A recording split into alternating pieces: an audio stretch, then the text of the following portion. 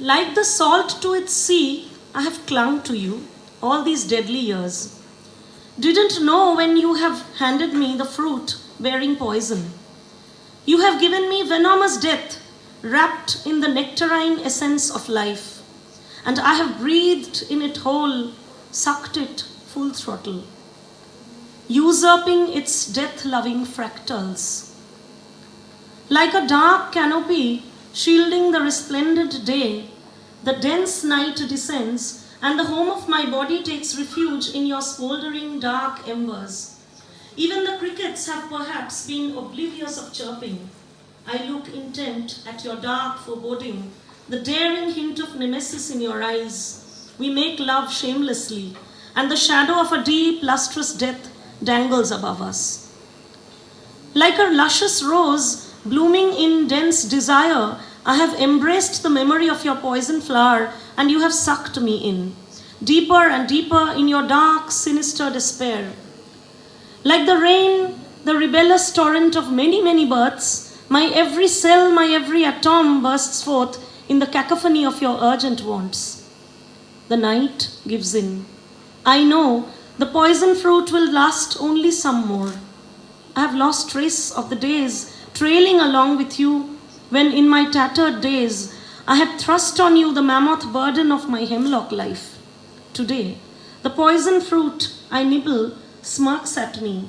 I die a bit from within every single night. She was reciting a poem as a fine piece of spoken words art, the way she had seen it being performed as slam poetry in the United States, in an eclectic hall in the city smelling of the perfumed breath of a congregation of literary and culturally inclined mass.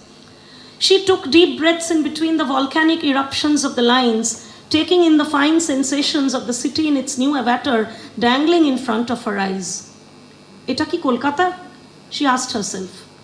There were new connections she had forged inside this new sophisticated building, the Kolkata branch of ICCR, the abbreviation of Indian Council for Cultural Relations, headquartered in New Delhi.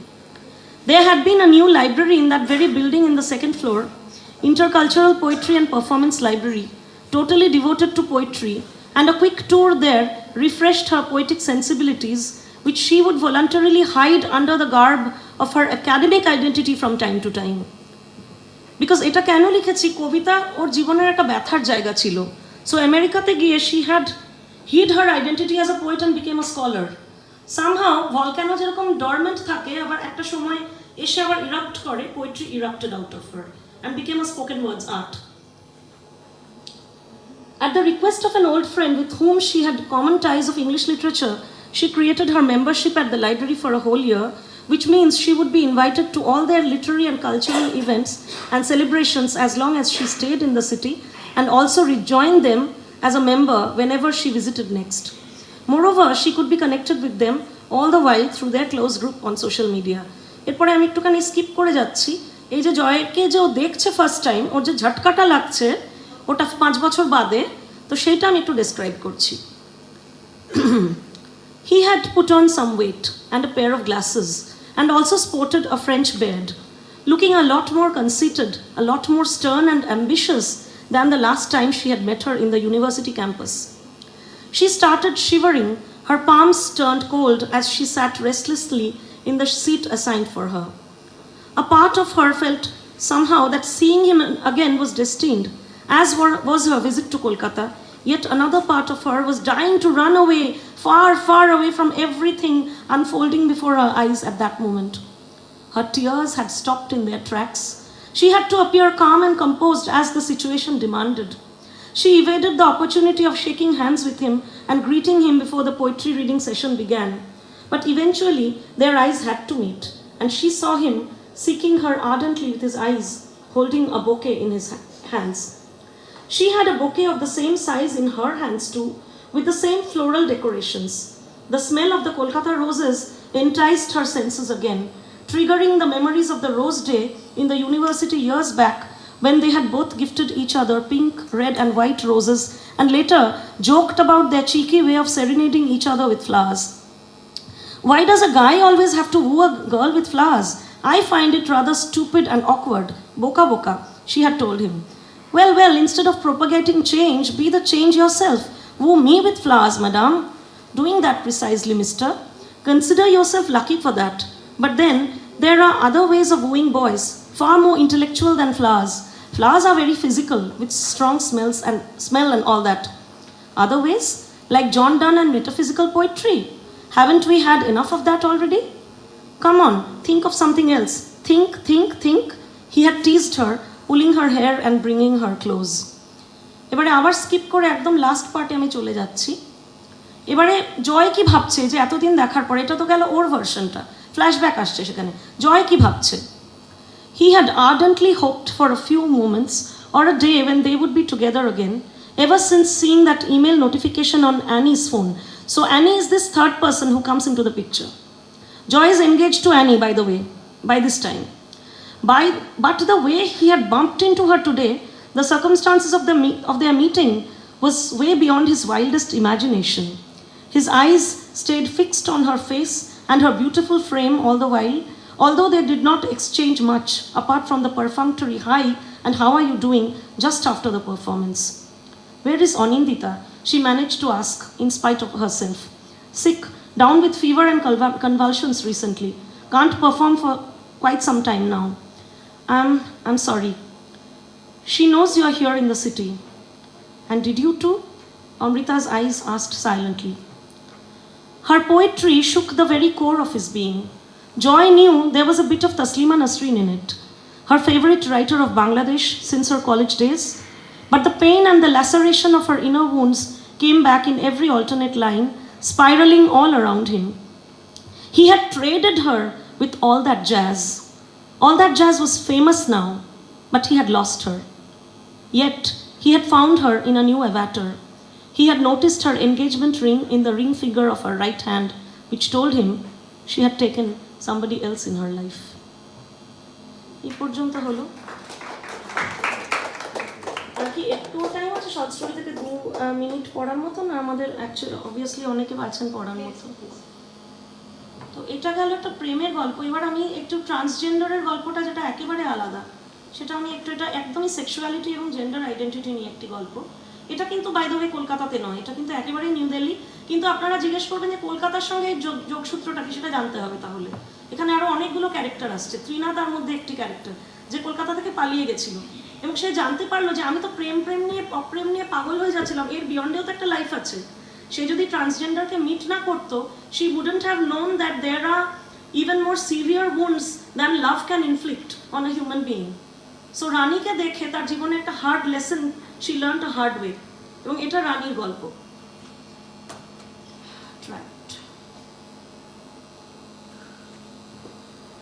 হ্যাঁ, পেয়েছি। তো গল্পটা আমি শুরু করছি। और भी गम है ज़माने में मोहब्बत के सिवा, there is more melancholy in this world apart from being in love. She remembered this soul-stirring line in Urdu while Rani's story unfolded in front of her eyes. তো রানীকে, সে একটি জার্নালিস্ট হয়ে রানীকে ইন্টারভিউ করছে, and Rani's story unfolded. এখান থেকে আমি ছোট্ট একটা পার্ট পড়ছি। এটা হচ্ছে একদম আমরা চলে যাচ্ছি when Rani was born. He was born a boy. তো কি হয় সেখানে? My name is Rani, the queen. But no, in this birth, the Almighty did not grant me a palace, a king to dote on me, minstrels and servants to shower their lavish attention on me. The blessed people of this world see us among them, follow our dance moves, listen to the claps of these hollow hands that earn us hungry stares, loud jeering and the papered notes of 20, 50 or 100. Our loaded mouths cannot contain those filthy curses that our forefathers might have saved for us, or for our wretched birth parents for bearing progeny like us. It might have taken some nanoseconds for the doctor delivering me, sucking me out of my mother's cervical path to declare my sex as that of a boy. Balle balle, a boy, a real boon to my family, bearing the baggage of 5 girls, girls who were like bolted doors, dark and choking like the last accursed night in the family's small, cramped living space which housed them all. The familiar space where they would find themselves every dawn at the edge of their sleep, damp, dilapidated, like the last dying embers of a patriarchy they clung to. A boy at last. God is not so unkind after all, isn't it?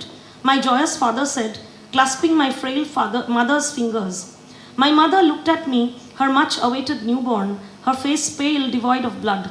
After 20 sickening hours of a difficult labor, which had almost killed her and me, her preterm baby boy, her hands touched my lips, my mouth trembling with my first cries.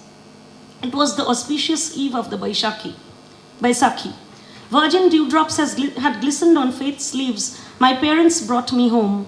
In the years that followed, they expected me to be snugly fit into the metric lines of a cherished boyhood. They had endearingly named me Veer, their Sher Puttar, their tiger cub, drinking the milk of human kindness. I was nibbling on the dried up bones and marrows of a patriarchal home with minimal resources in the small village of Punjab, my birthplace. They had called me Veer. Ever since I can remember, they called me Veer Puttar, the brave boy, the sure remnants of a masculine pride. They chased my naked body all day in the open courtyard till I was all of 4 or 5, after which my favorite drapes were my amma's soft, unstarched cotton salwar kurtas or my sister's flowing silken dupattas. So এখান থেকে ওর identity ক্রাইসিসটা শুরু হচ্ছে and the whole journey is এবং এই গল্পটা মানে শেষ করার আগে বলি এই গল্পটা লেখা হয়েছিল ঠিক সেই সময়টাতে যখন থার্ড জেন্ডারদেরকে মানে এই যে ট্রান্সজেন্ডারদেরকে থার্ড জেন্ডারের যে অ্যাকনলেজমেন্টটা দেওয়া হয় সংবিধান অনুসারে দেওয়া হয় সেখানে Rani as a representative of the transgenders what is she thinking how is a psychological journey সেটাকে নিয়ে এই স্টোরিটা thank you for giving me the opportunity to read for so long আমি জানি অনেকেই আছেন কিন্তু ধৈর্য ধরে শুনলে এবার এই গল্পটার কোনো আমার এই বইটাতে ঢোকানোর কোনো প্ল্যানই ছিল না এত ফেমাস হয়ে যায় গল্পটা ফেসবুক থেকে